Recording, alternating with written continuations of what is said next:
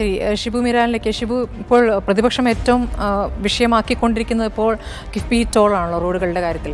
അപ്പോൾ അതല്ലാതെ നിങ്ങൾക്ക് എന്തെങ്കിലും ഒരു പ്രതിവിധി തിരിച്ചു പറയാനുണ്ടോ എന്നൊരു ചോദ്യമാണ് ധനമന്ത്രി അങ്ങോട്ട് ചോദിക്കുന്നത്. വേറെ വഴിയില്ലാത്തതുകൊണ്ടാണ്. കാരണം തോമസ് ഐസക്കിനെ പോലുള്ളവർ ആദ്യം അതിനെ എതിർത്തിരുന്നതാണ്. പക്ഷേ ഇപ്പോഴത്തെ കാലത്ത് അതല്ലാതെ വഴിയില്ല എന്ന് പറയുന്നു. അപ്പോൾ എന്താണ് നിങ്ങൾക്കൊരു മറുവിദ്യ പറഞ്ഞു കൊടുക്കാനുള്ളത്? ഈ മറുവിദ്യയുടെ വിഷയം, ഇത് കിഫ്ബിയുമായി ബന്ധപ്പെട്ട് നേരത്തെ ഞങ്ങൾ ഉന്നയിച്ച ചില വിമർശനങ്ങളുണ്ട് സ്മൃതി. ഇപ്പോൾ നമ്മൾ യാഥാർത്ഥ്യബോധത്തോടെ കേരളത്തിൽ കണ്ടാൽ നമ്മൾ ധാരാളം കടമെടുക്കുന്നുണ്ട്. 1,62,000 കോടിയിൽ നിന്ന് നമ്മൾ 4,60,000 കോടിയിലേക്ക് എത്തിയത് ഈ 9 വർഷത്തിനിടയിലാണ്. ഇപ്പോൾ ഇവിടെ സാറ് പറഞ്ഞൊരു കാര്യം, നമ്മൾ കടമെടുക്കുന്ന പൈസയും നിക്ഷേപിക്കുന്ന പൈസയുടെ ഒരു അനുപാതം നോക്കിയാൽ ഈ സമീപ സംസ്ഥാനങ്ങളൊക്കെ ഏറ്റവും കുറവ് കേരളത്തിലാണ്. 68,000 കോടി കടമെടുത്ത് നമ്മൾ 12,000 കോടിയെ നിക്ഷേപിച്ചിട്ടുള്ളൂ. ബാക്കി എന്തിനാ നമ്മൾ ചിലവ്? നമ്മൾ കടം വാങ്ങി നിത്യച്ചെലവ് നടത്തി പോവാണ് എന്നുള്ള യാഥാർത്ഥ്യം നമ്മുടെ മുന്നിൽ. ഇപ്പോൾ കിഫ്ബി നമ്മൾ അതിനുവേണ്ടി PWDയുടെ അലോട്ട്മെൻറ്റ് യൂസ് ചെയ്തു. തോമസ് ഐസക് സാർ പറയുന്നൊരു വീഡിയോ എൻ്റെ കയ്യിലുണ്ട്. നമ്മൾ ഈ പെട്രോളിൻ്റെ 1 രൂപ സെസ് മാറ്റി വയ്ക്കാൻ പോവാണ്. പിന്നെ അതുപോലെ തന്നെ ഈ മോട്ടോർ വാഹന വകുപ്പിൻ്റെ നികുതിയും കൂടി മാറ്റിവെക്കും. ഇതിങ്ങനെ പോയാൽ 2030 ആകുമ്പോഴേക്ക് കിഫ്ബിയുടെ ഫണ്ടിൽ ഒരു 1,00,000 കോടി ഉണ്ടാവും. ഒരു 60,000 രൂപയെ നമുക്ക് 60,000 കോടി ചിലവുള്ളൂ.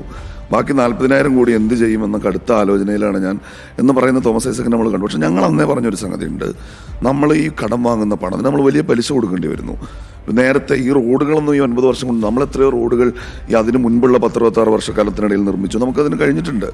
ഈ ധാരാളിത്തം കേരളത്തെ നിയന്ത്രിക്കാൻ കഴിയാത്ത സാമ്പത്തിക പ്രതിസന്ധിയിൽ എത്തിക്കുന്ന ഞങ്ങൾ കൊടുത്തൊരു താക്കീത് അവിടെ ഉണ്ട്.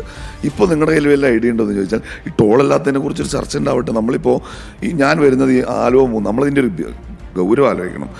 റോഡിലാണ് ഞാൻ വരുന്നത്. ഇപ്പോൾ അതനുസരിച്ചാണെങ്കിൽ 50 കോടിക്ക് മേലെ ചിലവാക്കി കിഫ്ബി പിന്നെ നിർമ്മാണം നടക്കാൻ പോകുന്ന റോഡാണ്. ഇനി കേരളത്തിലെ എല്ലാ ജില്ലകളിലും ടോൾ വരണം. നമ്മുടെ ജനങ്ങൾ വളരെ പ്രയാസത്തിലാണെന്നുള്ള ഇടതുപക്ഷത്താരും പറഞ്ഞ് ബോധ്യപ്പെടുത്തണം. നമ്മൾ കേന്ദ്ര ഗവൺമെൻറ്റിൻ്റെ ഒരു കാരണം പറയുന്നു, ഞങ്ങൾ അതിനോട് ഭാഗ്യമായി യോജിച്ച, പക്ഷെ കുറച്ചുകൂടി ക്രിയേറ്റീവായ ഈ ധൂർത്തിനെ നിയന്ത്രിക്കുന്ന ഭാഗ്യമായി യോജിക്കുന്നു എന്ന് പറയുമ്പോഴും അങ്ങനെയുള്ള പ്രതികരണം പ്രതിപക്ഷത്തിന് പൊതുവെ കേൾക്കാറില്ല. കാരണം BJP കേന്ദ്ര സർക്കാരിൻ്റെ ഭാഗത്തുനിന്ന് വിഹിതം തരാത്തതിനെക്കുറിച്ച് ഇവിടെ സംസ്ഥാന സർക്കാർ ആവർത്തിച്ച് പറയുമ്പോഴും അതിനൊരു പിന്തുണ പ്രതിപക്ഷത്തിന് കിട്ടുന്നില്ലല്ലോ. ഇവിടത്തെ ധൂർത്ത് കൊണ്ടാണ് എന്ന് മാത്രമാണ് എപ്പോഴും പറഞ്ഞുകൊണ്ടിരിക്കുന്നത്. അവിടെ ഒരു മൗലികമായ രാഷ്ട്രീയ പ്രശ്നമുണ്ട്. ഞങ്ങളിതിന് 2 കാരണങ്ങൾ കാണുന്നുണ്ട്.